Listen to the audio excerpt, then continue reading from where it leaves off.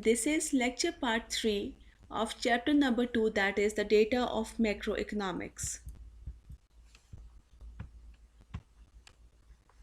In this lecture, we are going to discuss GDP deflator. It is a term used to measure inflation in an economy. Inflation rate is the percentage increase in the overall level of prices. When price increases, then the situation is known as inflation. One measure of the price level is GDP deflator, and it is calculated as nominal GDP divided by real GDP multiplied by 100. If both nominal GDP and real GDP are given, then we can easily calculate GDP deflator. Here is a practice question in which we have already calculated nominal and real GDP in our previous lecture. Now here we have to calculate GDP deflator. And two questions are already given over here. First is, use your previous answers to compute the GDP deflator in each year. And next is, use GDP deflator to compute the inflation rate from 2001 to 2002 and from 2002 to 2003.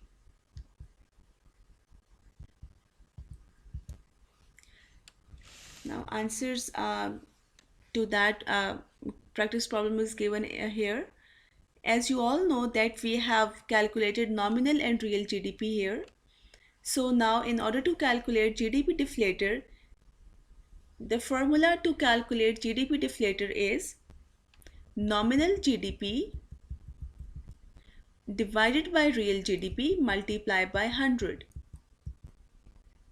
So the nominal GDP for year 2001 is 46,200 and real GDP for year 2001 is again 46,200. So dividing 46,200 by 46,200, we get 100. Multiply by 100, we get 100. So 100 is the GDP deflator for year 2001. For year 2002, GDP deflator is equals to nominal GDP, that is 51,400, divided by real GDP, that is 50,000. Multiply by 100, we get 102.8. So 102.8 is GDP deflator for year 2002. And for year 2003, GDP deflator is equals to nominal GDP, that is 58,300, divided by real GDP, that is 52,000. Multiply by 100, we get 112.1. That is GDP deflator for year 2003. Now next question is to calculate inflation rate, and formula to calculate inflation rate is GDP deflator of current year minus GDP deflator of previous year divided by GDP deflator of previous year multiplied by 100.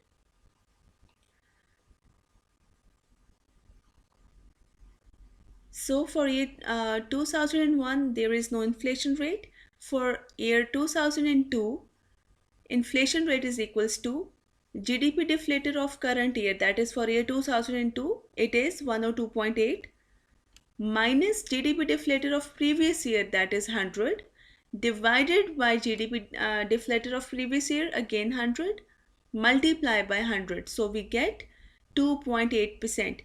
So inflation rate for year 2002 is 2.8%, and for year 2003 inflation rate is equals to 112.1, that is GDP deflator of current year minus 102.8, that is GDP deflator of previous year, divided by 102.8, that is again GDP deflator of previous year. Then multiplying this by 100, we get 9.1, that is inflation rate for year 2003.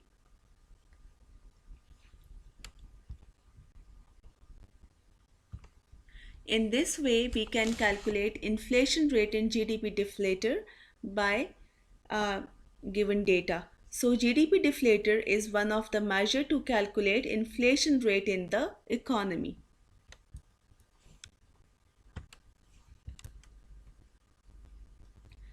Now comes shortcomings of GDP.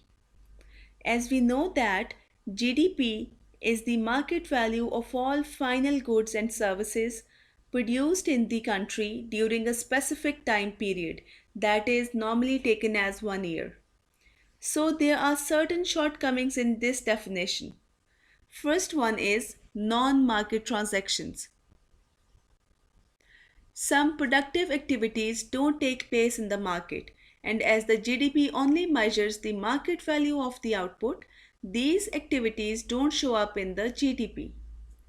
Thus, GDP understates a nation's total output.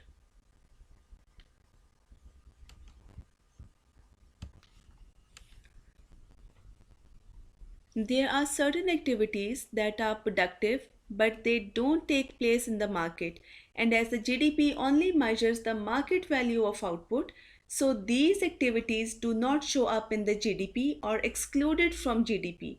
Thus, we can say that GDP understates nation's total output.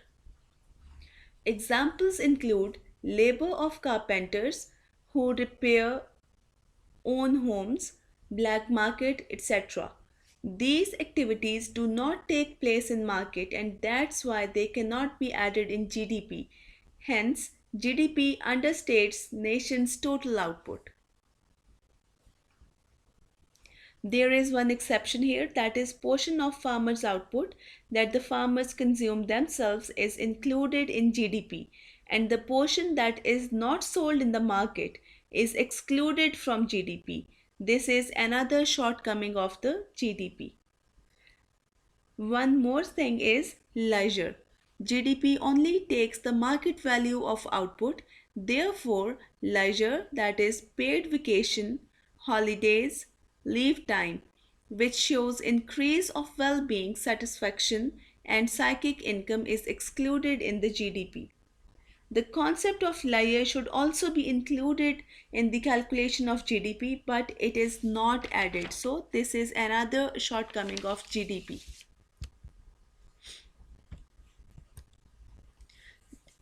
One more shortcoming of GDP is improved product quality.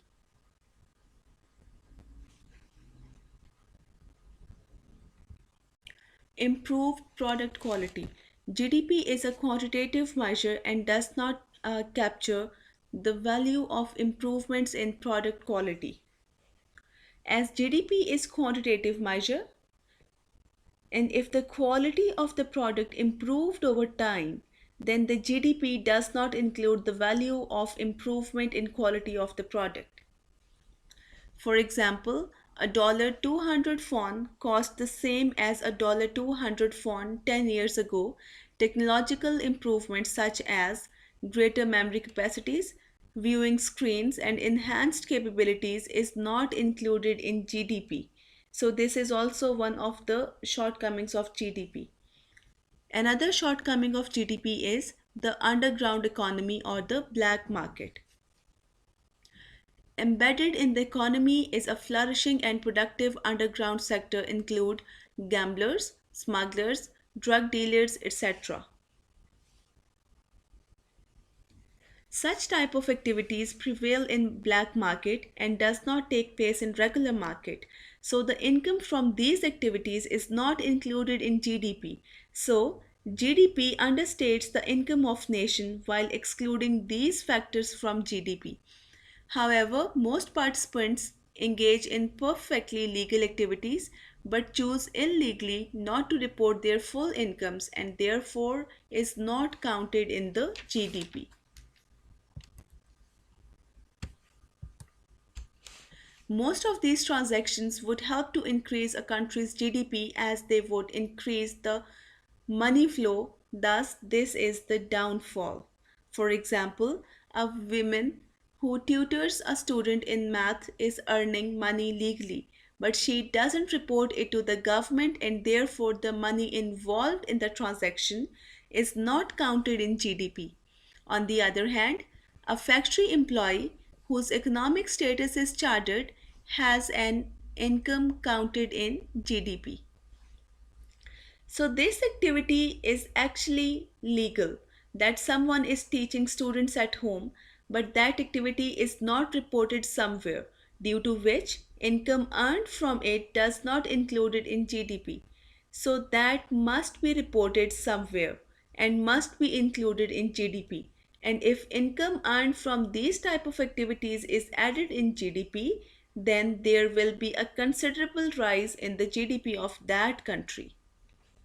And value of underground transactions in a country is often very large, and the income from these underground activities is oftenly ignored or not included in GDP, due to which we can say that GDP understates the nation's income. Another shortcoming is GDP and the environment. The growth of GDP is inevitably accompanied by gross domestic byproducts, that is, dirty air, polluted water, toxic waste, congestion, and noise.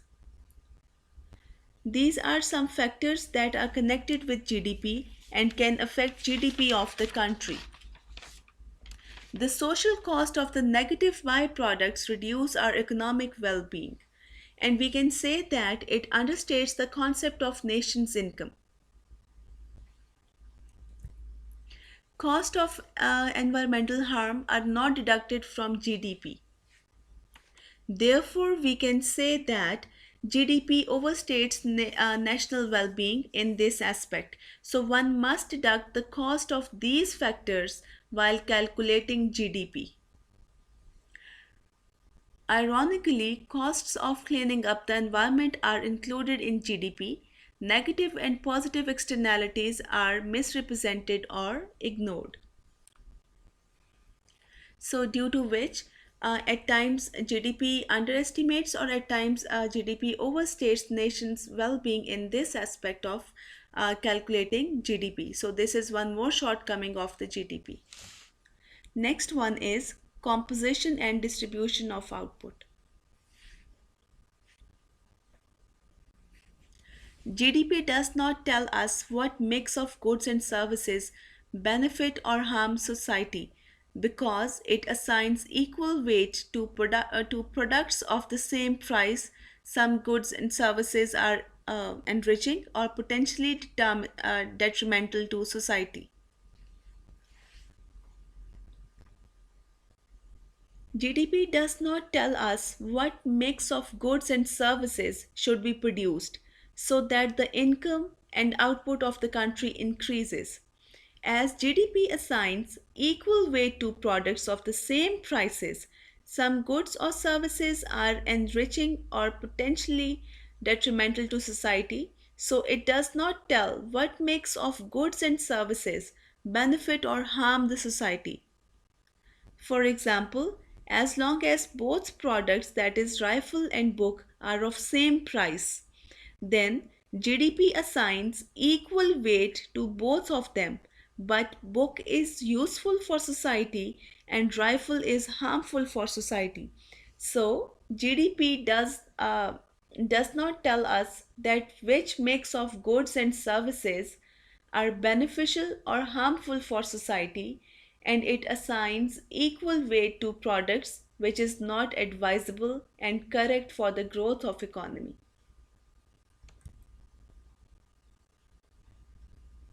GDP does not reveal anything about how output is distributed. Therefore, GDP does not tell us the well being of society because distribution makes a big difference. So, the distribution of income plays a vital role in the well being of society. If income is distributed equally, then poverty decreases and well-being of individual increases. So distribution of income among society is very important and it has very important role, but GDP ignores this aspect. So this is another shortcoming of GDP. Society better off if there is less gap between wealthy and poor, but GDP does not represent this aspect of well-being. Next is per capita output.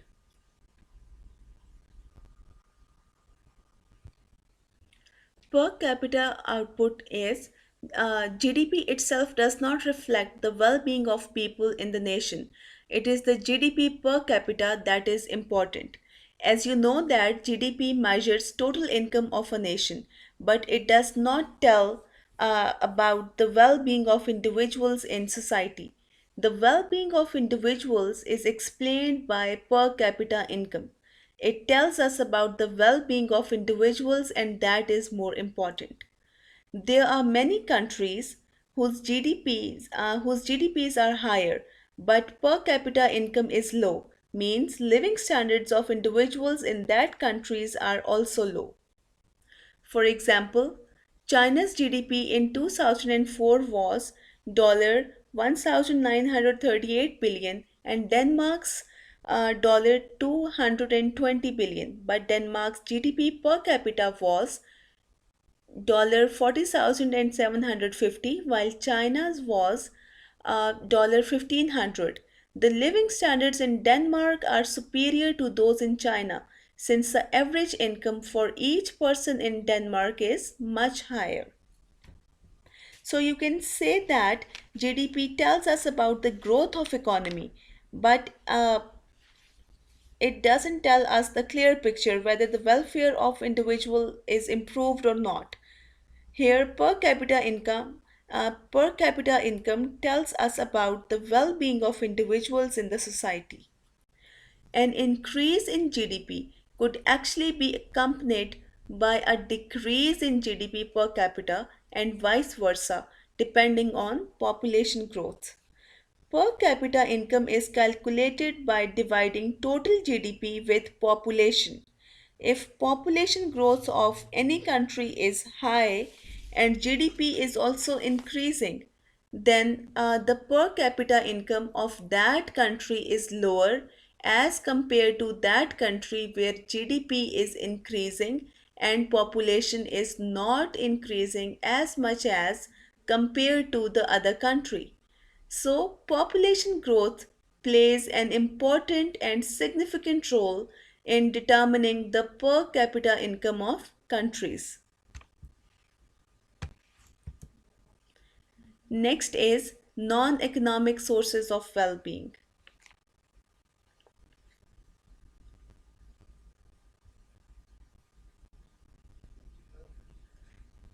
Just as a household's income does not measure its total happiness, a nation's GDP does not measure its total well being. There are certain other activities that are interrelated, and there are many things that could make society better off without necessarily raising GDP. For example, crime reduction, peaceful international relations, greater civility among the people, less drug and alcohol abuse, etc. GDP merely reflects the trade going on in the country's market. GDP does not highlight the trade that is going in the country's markets. So, these are some of the activities which are non-economic sources of well-being. They play important role in improvement of welfare of society. But they are not added in GDP, which is another shortcoming of the GDP.